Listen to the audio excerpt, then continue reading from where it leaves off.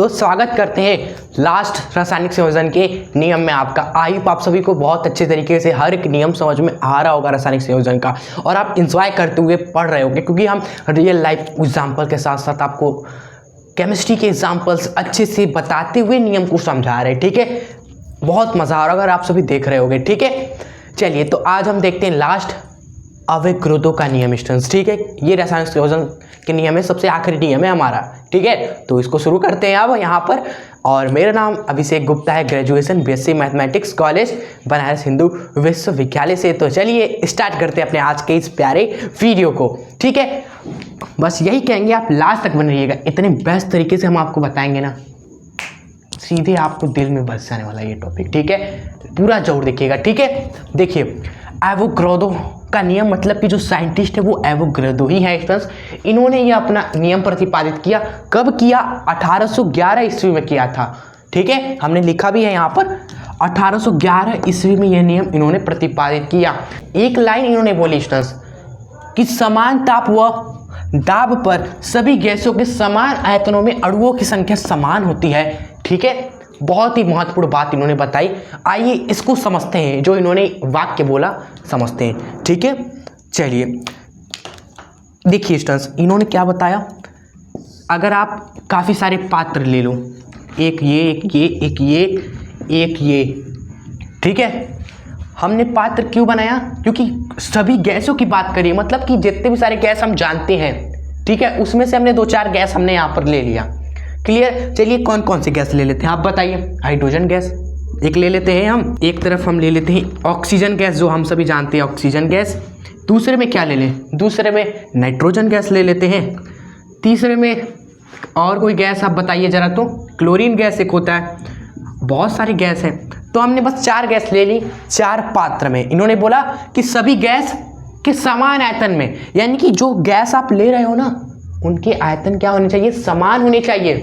देख रहे हैं, एक एक वर्ड का मतलब है, यानी कि जितने भी सारे गैस है आप ले रहे हो समान आयतन होने चाहिए। यानी कि अगर ये आयतन, इसका आयतन मान लीजिए स्टूडेंट्स एक लीटर का है, तो ये वाला भी स्टूडेंट्स 1 लीटर का होना चाहिए, ये वाला भी स्टूडेंट्स 1 लीटर का होना चाहिए, ये वाला भी स्टूडेंट्स 1 लीटर का होना चाहिए। ठीक है, जब आप क्या करो, कोई भी गैस ले लो, ठीक है, इसको जरा बढ़िया से बना देते हैं।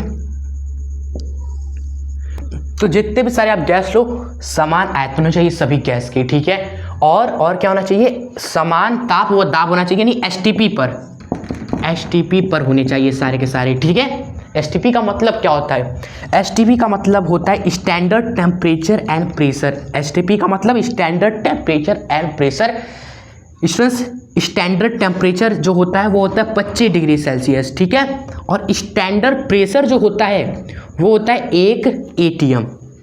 यानी कि स्टूडेंट्स, ये सारे पात्र जहाँ पर भी रखे हुए हैं वहाँ का तापमान 25 डिग्री सेल्सियस हो, और वहाँ का जो दाब हो, दाब कौन लगाता है? ये वायुमंडली लगाता है ना, तो वो दाब 1 atm का हो, और 1 atm होता भी है, वायुमंडलीय दाब 1 atm होता ही है।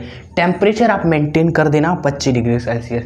ये नहीं कि हिमालय पर जाकर पात्र रखे हुए हैं और बाद में एवोगाड्रो को बोल रहे हैं कि गलत है तुम्हारा नियम। ठीक है, इसलिए हर एक साइंटिस्ट जब भी अपना नियम देता है, कंडीशन बता देता है, समान ताप व दाब होना चाहिए। ठीक है, चलिए तब क्या होने वाला है? तब स्टूडेंट्स अणुओं की संख्या समान होगी, बस। ठीक है, समझें और अच्छे से भी बताते, रुकिए तो लिख लें, अणुओं की संख्या समान होगी भैया। ठीक है, अणुओं की संख्या समान होगी सभी पात्र में। जी हाँ, जितने अणु हाइड्रोजन के होंगे यहाँ पर, उतने ही ऑक्सीजन के, उतने ही नाइट्रोजन के, उतने ही क्लोरीन के भी अणु होंगे। बिल्कुल सबके अणुओं की संख्या क्या होगी? बराबर होगी आपकी। यही है एवोगाड्रो का नियम। ठीक है, यानी कि अगर 1 करोड़ है हाइड्रोजन गैस की, मान लीजिए 1 करोड़ है भैया, ठीक है, तो क्या ऑक्सीजन के भी 1 करोड़ होंगे? बिल्कुल 1 करोड़ होंगे। इसके भी 1 करोड़ होंगे? बिल्कुल 1 करोड़ होंगे। इसके भी 1 करोड़ होंगे? बिल्कुल 1 करोड़ होंगे। आपकी बात बिल्कुल सही है, लेकिन उससे पहले हम आपसे पूछेंगे कि आयतन क्या सभी पात्र का समान है? आप कहोगे बिल्कुल हाँ समान है। क्या सभी एसटीपी पर है? आप कहोगे एसटीपी पर है, तो हम कहेंगे सही है, 1 करोड़ सबके अणु होंगे। क्योंकि एवोगैड्रो ने बताया कि अगर एसटीपी पर समान दाब एवं ताप पर सभी गैसों के समान आयतन में अणुओं की संख्या समान होती है। ये एवोगैड्रो ने हमें बोला था, ठीक है। और वही बात हमने आपको यहाँ पर अच्छे से समझाई, अच्छे से फिगर बनाकर आप भी नोट्स में बना लीजिएगा ये फिगर मस्त तरीके से, ठीक है। समझ गए स्टूडेंट्स? तो ये नियम आपका ये फिनिश होता है, बस और कुछ है ही नहीं। क्लियर? आई होप आपको अच्छे समझ में आ गया होगा। आ गया ना? बिल्कुल। तो कमेंट में मस्त कमेंट कर, मस्त, तो हम समझ जाएंगे, ठीक है। और एक बार रिवाइज कर लेते हैं इन्होंने क्या बोला है एवोगैड्रो ने। इन्होंने बोला कि समान ताप व दाब पर सभी गैस, कोई भी गैस दुनिया का उठा लो स्टूडेंट्स, चाहे आप और भी गैस ले लो, ठीक है, लेकिन ध्यान रखना सभी गैस समान आयतन हो, इक्वल आयतन हो सबका।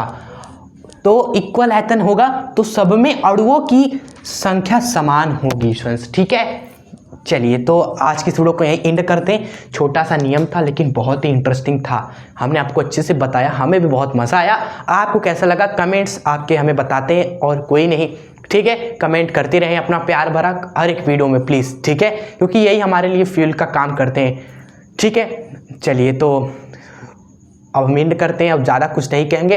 बाकी इस वीडियो को लाइक वगैरह शेयर वगैरह अपने दोस्त मित्रों को कर दीजिएगा ज़रूर से, ठीक है, ताकि वो भी केमिस्ट्री पढ़े मस्त तरीके से, ठीक है।